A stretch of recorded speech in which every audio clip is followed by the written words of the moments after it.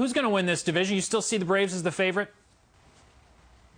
I think by default, but ever so slightly, because, when you look at the Atlanta Braves right now, you mentioned it there. Cole Hamels still is not around. Mike Foltynewicz, who was an all-star not that long ago, he makes one start and they shuttle him out of there. Now you take the ace of the bunch, Soroka. Before last night, guys, Braves starting pitchers not named Mike Soroka or Max Fried have an ERA of 10 so far this season. So you tell me where Alex Anthopoulos is going to get some of this starting pitching. That has to be fixed in a hurry if I'm going to sit here and say the Braves are the contenders. So to answer your question, really, Doug, right now, I know it's only 10, 11 games into the season. The NL East, in my opinion, is wide open.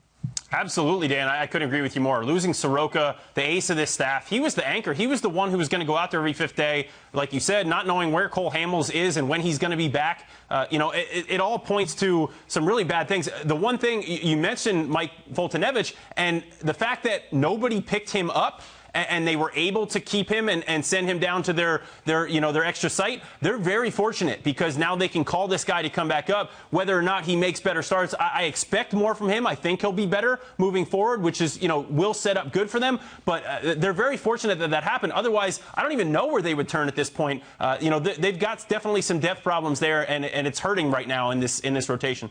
Anthony, to Dan's point, this division being wide open, imagine being the Phillies, feeling like you haven't gotten a fair shake, not only because you had to be quarantined for so long, but now you're having to play games against Garrett Cole and company after being in your hotel room for days. That cannot be fun. No, absolutely not. But, I mean, you got to look at it brightly. I mean, they barely played any games. They have room to make up some ground now, and maybe they can, do something and make some noise in this division. Anybody, as Dan said, wide open. We'll see what happens.